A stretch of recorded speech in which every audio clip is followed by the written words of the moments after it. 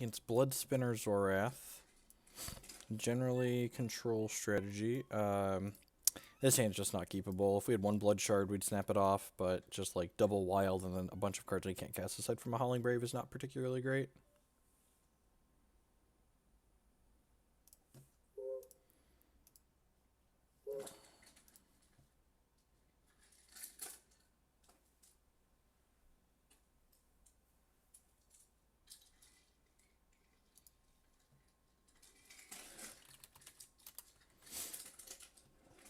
This hand's medium, but Bloodspinner Zorath is generally a more controlling champion, so I think we can keep the slower hand.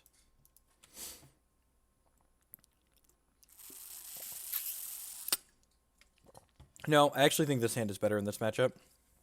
Jin Zaku with the 4-month resub, with us for a third of a year now. Thank you for the continued support. I really do appreciate it. Welcome back.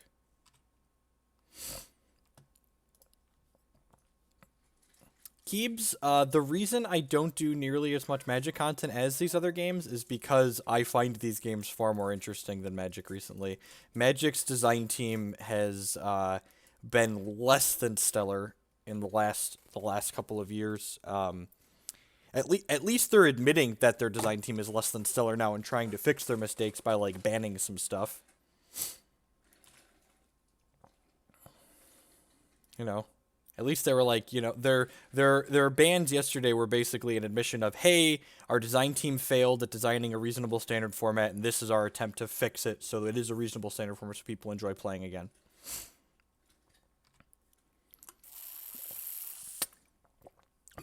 As far as like things like Modern are concerned, I don't think banning cards in a format as large as Modern is an admittance of failure, just because they don't test cards in Modern for these long formats. They don't test Standard against Modern because it's such a deep card pool, and bannings are a more reasonable way to manage a format like Modern compared to Standard. But Standard, you probably really shouldn't be banning unless you've made a mistake. I don't really just want to play a Naked Paw out here. I'm going to hit my Champ Power, see if we get anything back that we can play. Get a Herofall back. So I have 3 troops in here that I could actually scrounge this Paw with, but I think I'm just going to play this first one out since I have a second one here in my hand. Howdy Immortals, hey ALM, Ace, Matman. Seriously? Well, that's frustrating. Cards like this are not particularly good, except in situations exactly like this where I happen to have my second copy in my hand. So now we feel a little bit bad, and that could definitely cost us the game. But yeah, unless you're playing against like a combo deck that needs a very specific cards like Curse of Oblivion aren't very good on average. Sacrifice this, void all resources from your deck. That's neat.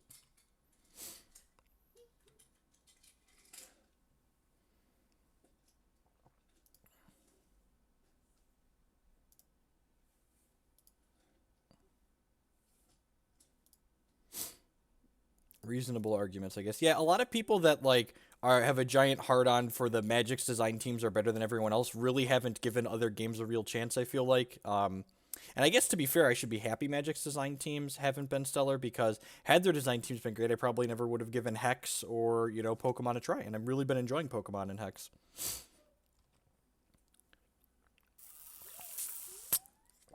I'm okay with the Rune eating a removal spell here, since we have Yazukan to follow it up. Unfortunate that the Withering Touch got in here while we only have 2 resources up and can't play out this Herofall.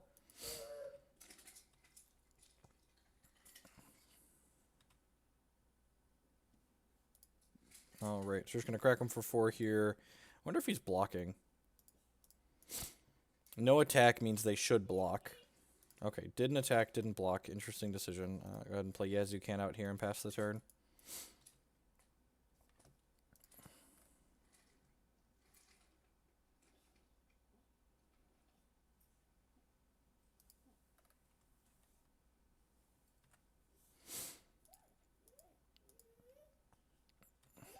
Minion, sure. So Yazukan, if we get to ready with this, the start of every one of our turns, it brings a random troop, and unfortunately, all troops with the same name as that troop from our discard pile back to play. So, Yazukan bit it, unfortunately.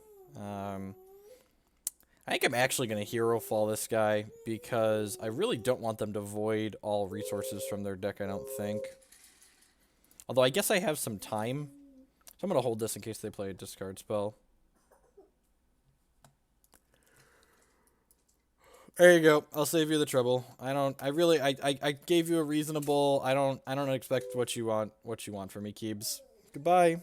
I'm here playing games I enjoy, and if I don't enjoy playing Magic, I'm not going to play it. It's really just that simple. It's really just that simple. So peace. I feel like the only reason to post a message like that is to, like, you almost trying to guilt me into playing more Magic, and it's not going to happen. Like, you ask wizard designers to be better at their job, and maybe we'll play more Magic. Like, it's not very complicated. They did good, and they finally banned some stuff, and we're going to play some paper Magic tonight. He just said he was going to unfollow because I don't stream enough Magic. That's all he said. He said I have to unfollow because you don't stream enough Magic. And the only reason to come in here and announce that is because ooh, that's an extinction. Yeah, we're definitely going to play more Pokemon. Tomorrow afternoon is our normal Pokemon's stream. We're doing Pokemon every Wednesday afternoon. I think I just want to play this Karn out naked. He's at 4. Let's just pressure them.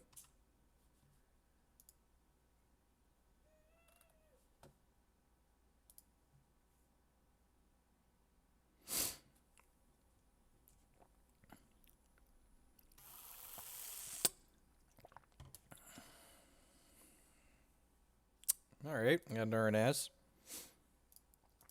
Attack with this. Oh, man. We could take this guy back that voids all the resources out of our deck. So, this is actually kind of an interesting decision here. My opponent showed us that they have Extinctions in their deck, but they also could have Inquisitions. What do my kids enjoy? But my oldest isn't even 3 yet, so they're not. Neither of my kids are playing games yet.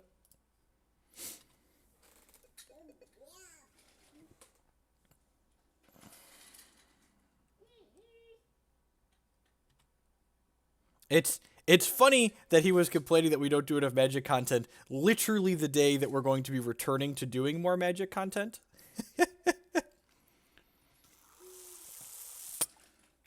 That I find amusing.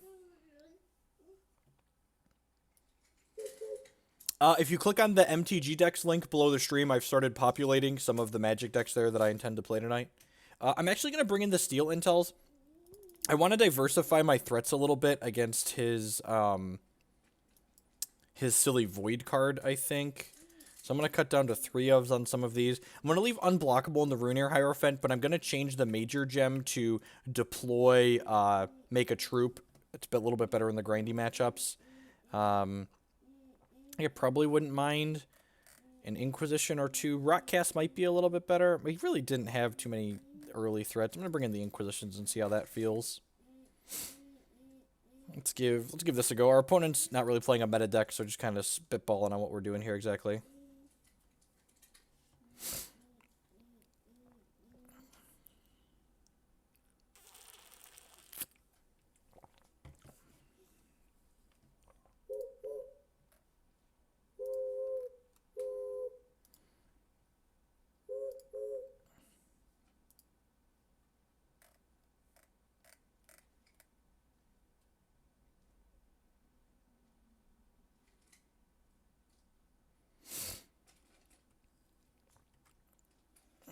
Probably don't need Vigil on Crusaders. So this hand's a little medium, but it's got Cottontail Explorer to kind of hold it all together, so I'm going to keep.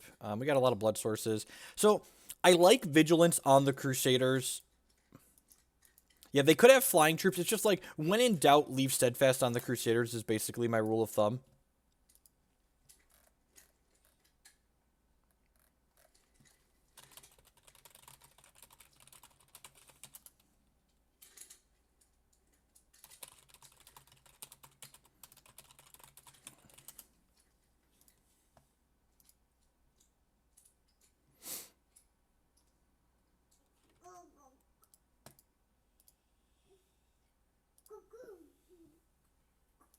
Another Cottontail Explorer is great.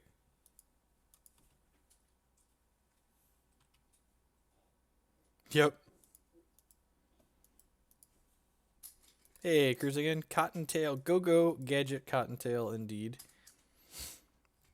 Also, fuels this Paw. Watch our opponent have their Curse of Oblivion for this Cottontail Explorer and take the second one out of our hands. Alright, sweet. And because they Withering touched us, we don't have to discard here even.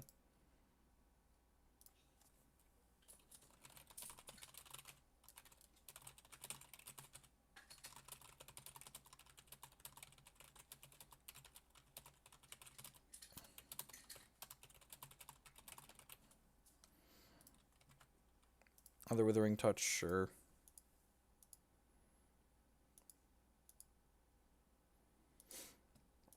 Our opponent showed us a Killblade ace, and I guess we Herofalled it and they only had one, so maybe that's reason to not need the unblockable. But in general, like I said, unblockable I think is a good default on the rabbit, just like this is good on this guy.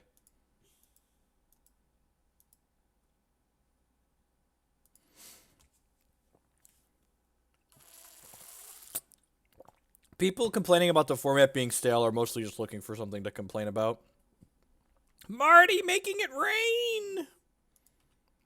What do I think this versions of Kagulichu's worst matchups are? The Diamond Sapphire control decks are the worst matchups, but I think even post-board, those are a coin flip.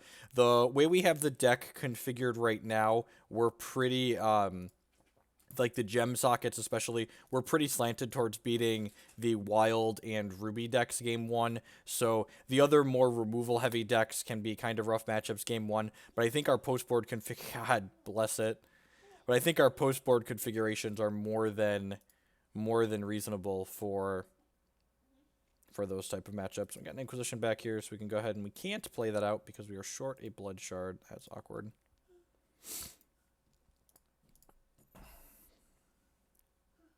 I think I genuinely have not played a matchup with this deck where I didn't feel worse than a coin flip post-board. Closed Coffins is annoying, but we have 4 troops in our crypt here, so we can go ahead and Paw of Yazukan that. I don't think so, Matt. I mean, we have 4 paws. Like, early Coffins is like one of their best tools against us.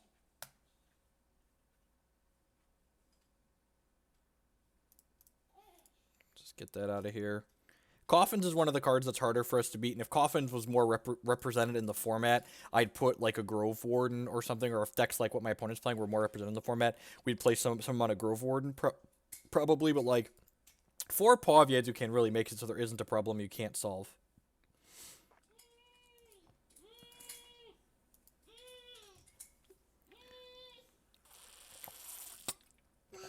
Alexi, don't ask to ask, just ask.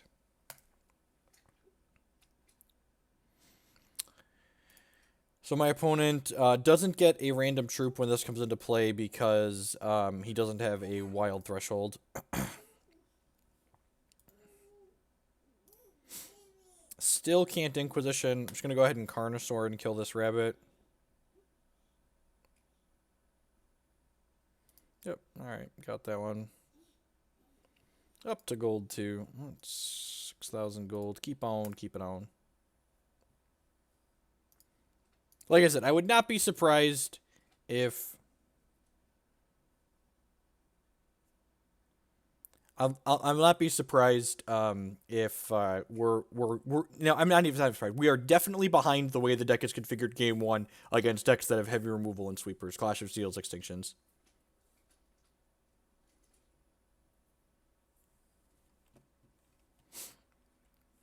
Therafot, if I recall, I punted against you in the CCS. If I activate my Kagulichu power before that attack with the Savage Raider, and it's recorded, or I just don't get unlucky and get the Savage Raider back, I'm pretty sure I win our game 3. Was Ali Andrazi one of your wins as well? Because you beat him because he had internet connections and he disconnected. And then I watched you genuinely beat Matt. Matt got a little bit unlucky. Like I said, I think that we're definitely a dog game one, but I also think that this deck could be configured like if the Sapphire Diamond control deck was popular, this deck could be configured to be a very large favorite in that matchup game one. Like I said, our current main deck configuration is not set up to do well against those decks. We're favoring beating the wild decks and the Angus decks.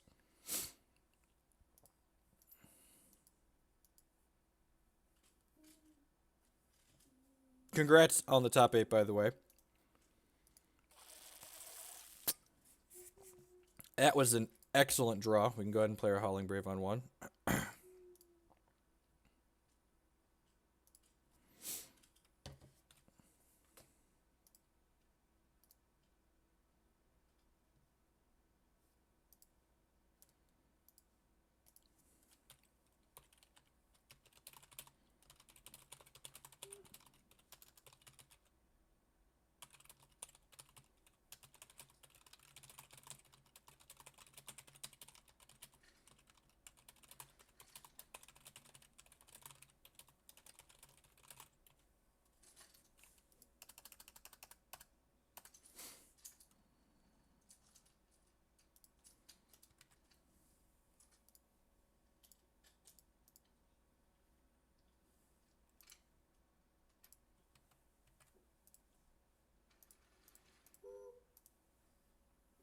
Uh,